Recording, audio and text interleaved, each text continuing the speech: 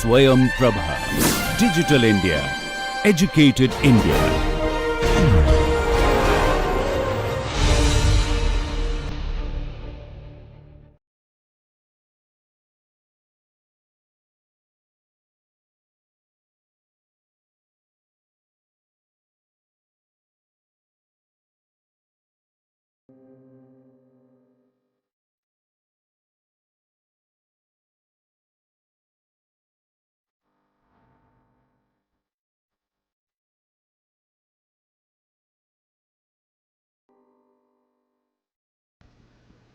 I welcome you to this lecture on flow through porous media.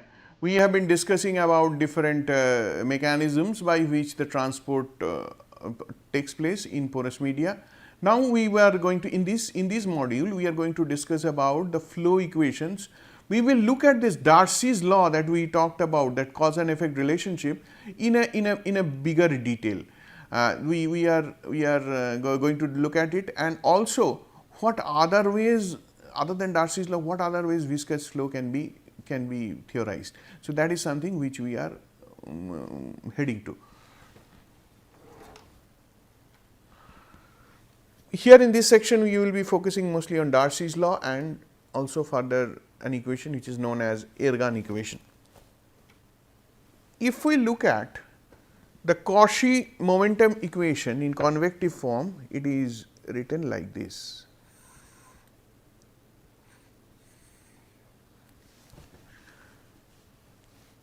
You must be familiar with Navier-Stokes equation in fluid mechanics.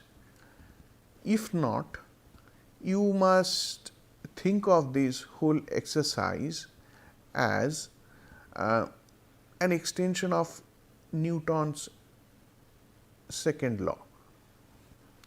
So, what Newton's second law said is that force is equal to mass into acceleration. In case of fluid mechanics, mass into acceleration can be in different forms. Acceleration can be that you put some liquid in a tank and then you haul that liquid using a truck. So, there also that liquid can accelerate depending on the acceleration of the truck. Okay.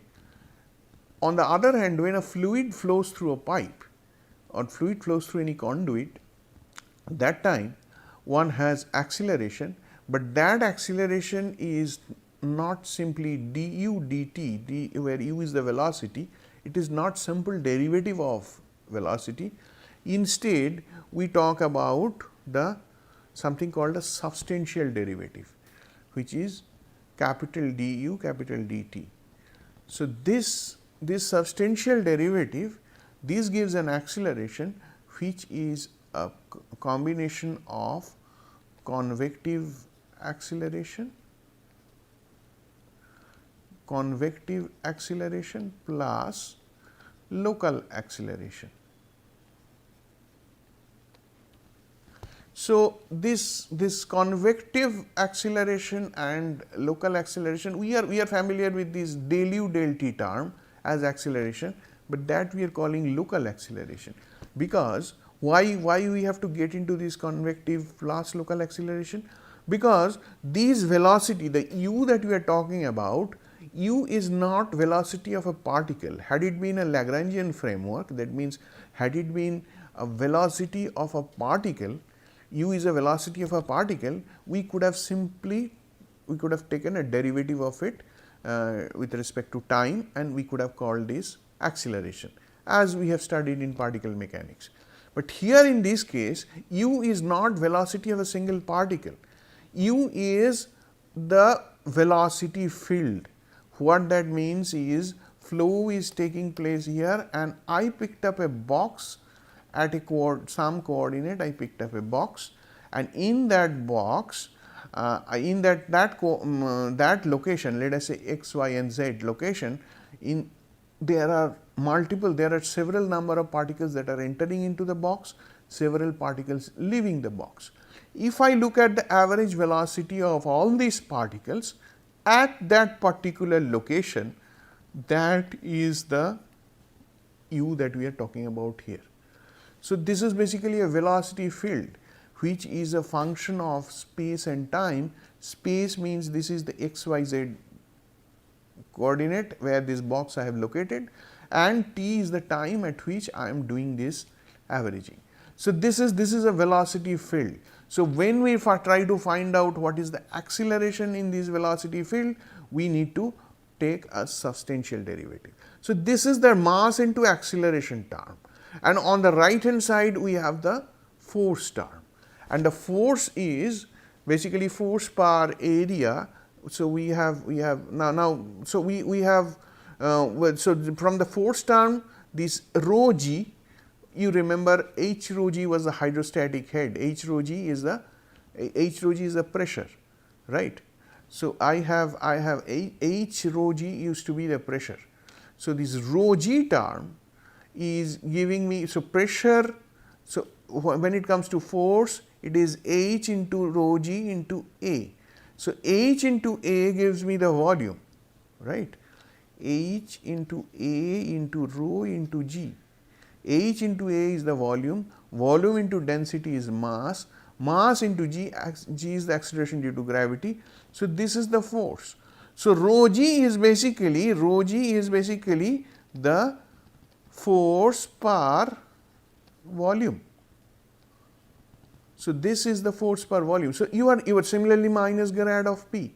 Similarly, the shear component is contributing here. So, this is basically the Newton's second law applied to fluid mechanics, in case you are not having exposure to this Navier-Stokes equation, and if you have, then you must reconcile this quickly. I mean, this equation you must have studied. Now, for steady creeping incompressible flow, steady means this del u du dt is the convective acceleration plus local acceleration.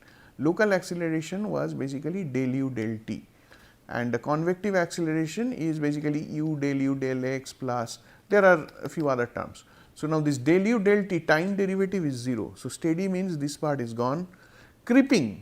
Creeping means convective acceleration part is gone, and then incompressible, that means rho is constant, incompressible means density is constant. So, and du dt is already equal to 0. So, you are left with this equation. This is basically the Navier-Stokes equation with this convective term du with this substantial derivative is equal to 0. So, under these assumptions, this is the equation for this is the momentum balance equation. So, now you can see here we put a subscript I. So, I gives the that I is as an index, it gives me the direction, it could be x, y and z.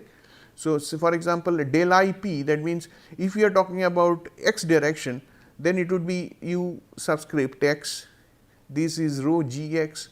X direction, gravity generally does not work, gravity works with y direction, or gravity works in z direction if you have x, y and z, 3 directions, and this would be del p del x. Similarly, when you are talking about y direction, then it would be u y. So, that should be mu del square u del y square plus rho g y. If y direction gravity, the direction that you have chosen as y, if gravity does not apply to that direction, then this term will be automatically equal to 0, and minus del p del y. So, you have 3 equations. So, these 3 equations we had put here in one notation with this index I. Okay. So, in one case it is del p del x, another case it is del p del y, another case it is del p del z. Here it is 0, 0, and if z direction is the gravity, or maybe z is opposite to gravity, a lot of times you work with z which is going up. So, if it is opposite to gravity, then it will be minus g, and here in this term becomes mu del square u del x square. In the second case, it becomes mu del square u del y square. In the third case, it is. So, these are 3 different equations. Right hand side is 0 and left hand side is taking those forms. So, 3 different equations will generate. So, that is the purpose of putting a subscript I. So, here mu is the viscosity, ui is the velocity in ith direction, gi is the gravity component in the ith direction, and p is the pressure. We have already talked about it. And the definition of tau is given here. Now, here another assumption one needs to take if one wants to arrive at Darcy's law. One assumption is this, and density was treated as constant. So, these are the assumptions by which you are reaching there: steady, creeping, incompressible flow. So, this is one thing, and second thing is you are assuming that the viscous force is as linear with velocity. Actually, the exercise that I am doing is these are mostly in a approximate and dimensional sense. I mean, it has to be done more rigorously, but I just wanted to point out that if one considers viscous force as linear with velocity, viscous force that means A into minus mu del u del z, or del u, what is that, del u del x, mu into del u del x, if we assume these to be linear with velocity. When would you assume del u del x to be linear with velocity? Think of it. We have two, let us say we have two parallel plates. One plate is fixed and the other plate is moving at a velocity, let us say u. So, in between these layers you will find that this here the velocity is 0, here the velocity is little bit further, and here the velocity is all the way the velocity u. So, the velocity profile will take a shape like this. Now, this is supposed to be non-linear, but if this gap is small, one can and some other, putting some other assumptions, one can say that del u del, let us say I have, this is the direction of y, or let us say this is the direction of x. So, del u del x, the velocity gradient, can be written as, let us say this distance between two plates is h, is u by h. So, in this case one can say that this del u del x, the gradient is equal to u by h, one can make an assumption. Similarly, if one can assume here the viscous force as linear with velocity, so in that case one can go here and place these, instead of mu del square u del x square, which is del x of mu del u del x, this del u del x can be written as constant multiplied by u, since it is linear with velocity. So, one ends up with these as proportional to u, if you follow this logic. Okay. And then this proportionality constant, if someone writes as minus mu by k into phi, then one ends up with truly the Darcy's law, because rho g I, let us say we are ignoring, if we are having a flow in horizontal direction, so this would be ignored, and this term would be simply minus mu by k u into phi, this term, and this goes to the right hand side, this becomes del p del x. So, then del p del x is equal to minus mu by k u into phi. So, then u would be, then you, if you take everything to the right hand side, you end up with the Darcy's law. So, this Darcy's law, I mean, though we placed it as a cause and effect relationship, but if somebody wants to derive it from the basic Newton's second law, so one can do that with the assumptions that I mentioned just now. There are other variations to this Darcy's law possible. One such variation is mentioned here, and here you can see del p del x is not just a function of velocity, rather it is also, there is a component given as velocity square. Okay. So, this is this is basically this Q is equal to this Q is equal to Darcy velocity here, which is flow rate per unit area per time. The second term on the right hand side, which is new, because this two they constitute the Darcy's law, but this term is new. The second term on the right hand side arises due to inertia, where Q1 is considered inertial permeability.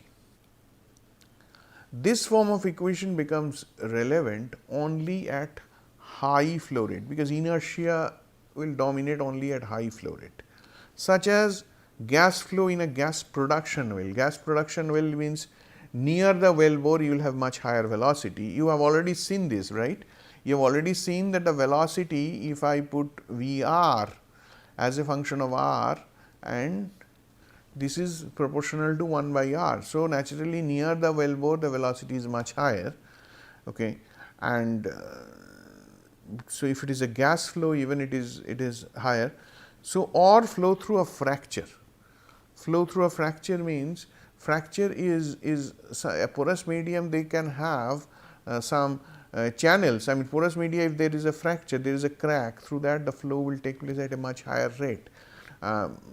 We will discuss about how the permeability of a fracture can be obtained from, again, Navier-Stokes equation, but this fracture can be treated. I mean, one can have a permeability and one can treat these just as equivalent to Darcy's law.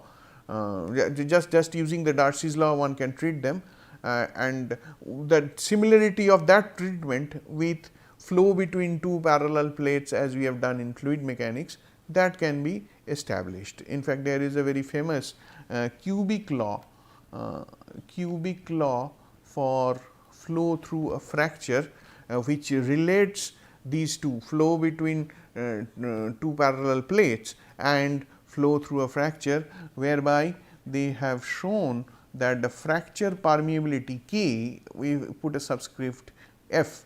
So, fracture permeability can be written as B square by 12, where B is the distance between these parallel plates. So, this is something which we can touch upon later. So, so when it comes to flow through a fracture, this type of equation may be valid.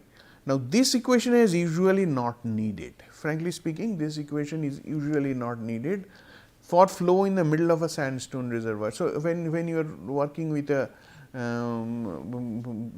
regular flow in a reservoir, this type of equation is not needed. It is a very special treatment, but just for information that such type of accounting inertial terms and through an inertial permeability that exists.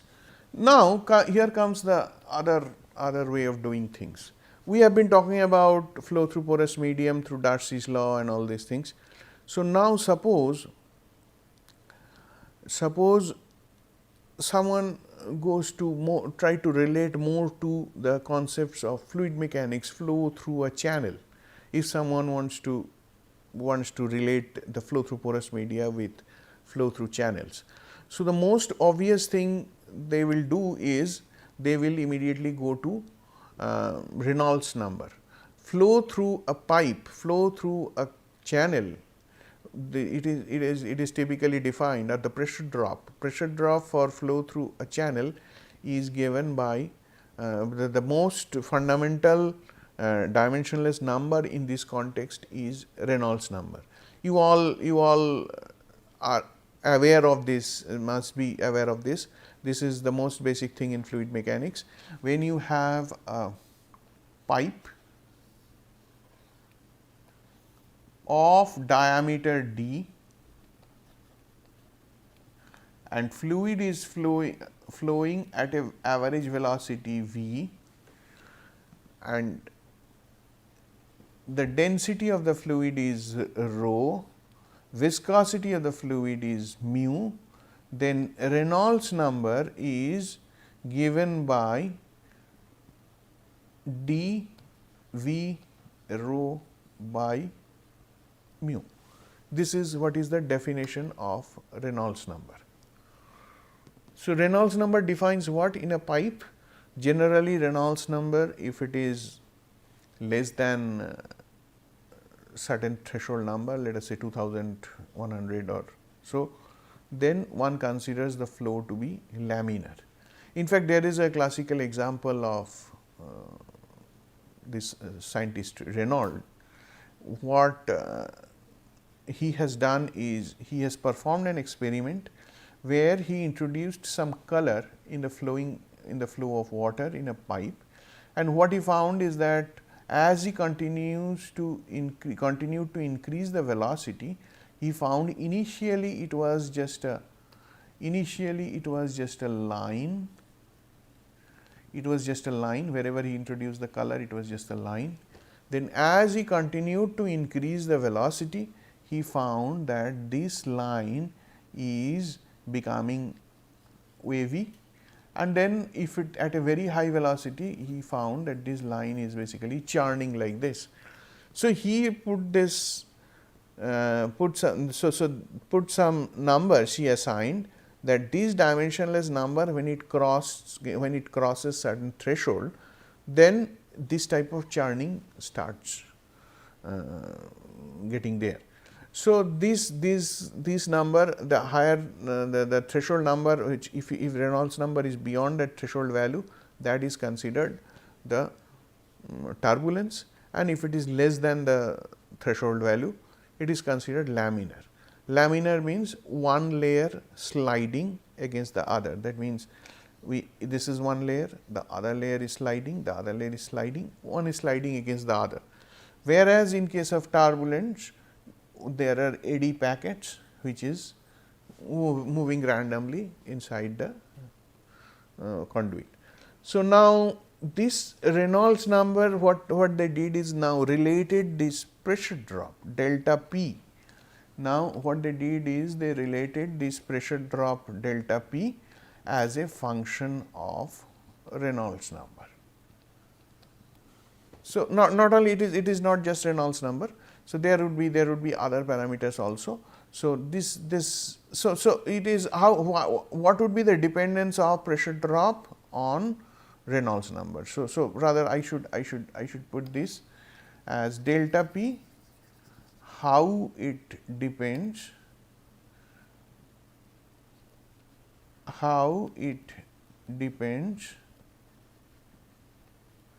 on Reynolds number.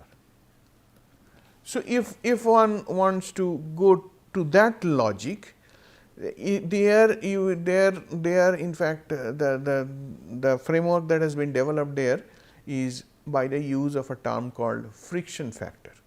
Friction factor is a term which is that when a fluid flows through these pipe, there would be frictional loss. In fact, that is why if we have a cross country pipeline, we have to put some pumps in between over regular intervals, so that pressure can be maintained. So, where is pressure going? Because pressure is getting lost.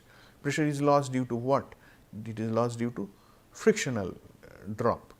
So, to overcome the friction, one has to put additional pumping effect. So, what is this frictional loss? So, if this frictional loss is causing this delta P is arising due to the frictional loss. So, this frictional loss, one has equated this frictional loss by a term called friction factor. The friction factor is so called a factor. Suppose a fluid is flowing, it has certain kinetic head. Kinetic head means it has certain kinetic energy of, if you look at half mv square is the kinetic energy. So, per unit volume, if we look at it would be half rho u square. So, then so out of this kinetic energy, which fraction is lost due to the friction? So, friction factor is one such indication, one such parameter that defines how much of energy is getting lost due to friction.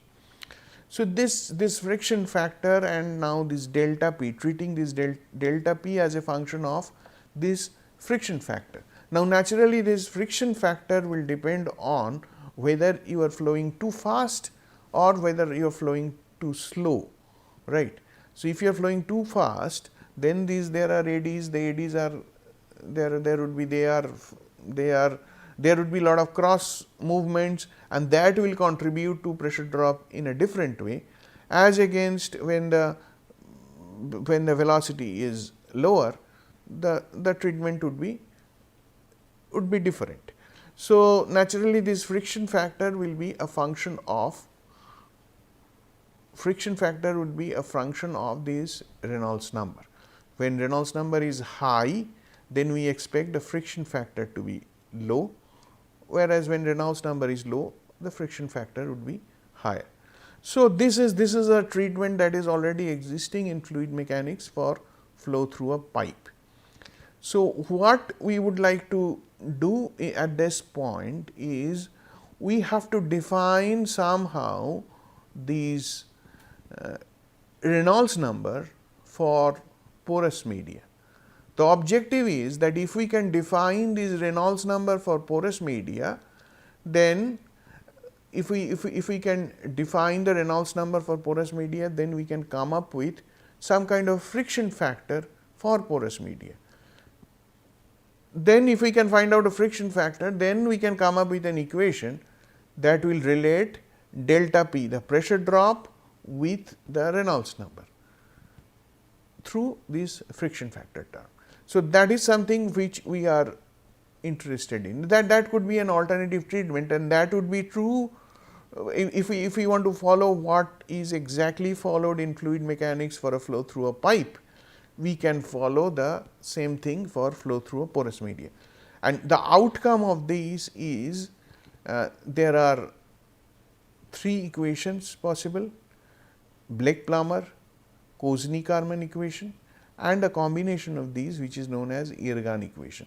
So, these equations are arising from this idea that exactly the way fluid mechanics is handled, the Reynolds number, friction factor, and then corresponding pressure drop. So, that same thing will be applied for porous media. Now, when we are going to apply this Reynolds number when we are going to find out the Reynolds number for porous media, the first problem would be that for a pipe we know the diameter, it has a fixed diameter, but when it comes to a porous media, flow is taking place through nook and cranny of this tortuous, it is forming a tortuous pathway and traveling like this. So, then how would you find out what is the diameter? Here it is straightforward, I have the overall diameter, and of course, if I take the overall diameter of the porous media, that does not make sense, because someone will have higher porosity, someone will have lower porosity. So, that will also contribute to the Reynolds number. So, where to start? In this regard, there is a concept called hydraulic diameter. Hydraulic diameter, a lot of times in civil engineering and in other applications, people do not say where we do not have a circular cross section. If you have a circular cross section, you can work with that D and you can find out the corresponding Reynolds number using that D. If one does not have a circular cross section, say let us say they have a square cross section, it could very well be the water is flowing through a square, some conduit of square cross section.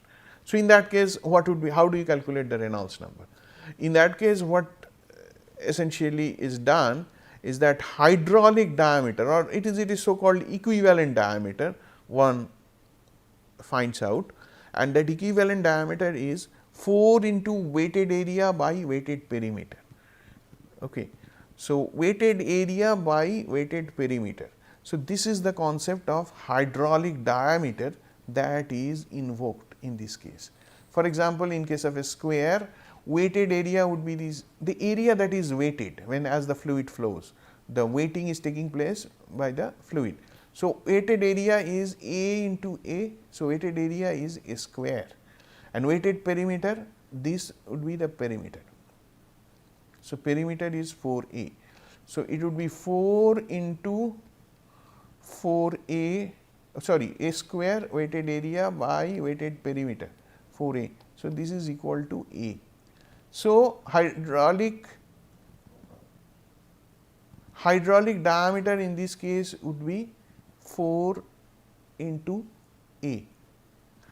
On the other hand, if I have a case where I have an open drain, so the upper part is open, it is just a drain with 3 sides. So, in that case it will not be, the area would be then, weighted area would be A square, but weighted perimeter will not be 4A, the weighted perimeter would be 3A. So, then it will not be A, it would be 4 by 3A. So, that would be the hydraulic, that 4 by 3A would be the hydraulic diameter. So, we have to apply these concepts. So, you may brush up. So, I am going to close this discussion now, and when I continue in the next lecture the same subject, before we start that, I suggest you brush up your concepts of hydraulic diameter and for various geometries how hydraulic diameter is computed, because these hydraulic diameter will be used now to find out the Reynolds number. Reynolds number will be expressed in terms of hydraulic diameter in this case. Okay, that is all I have for this lecture module. Thank you.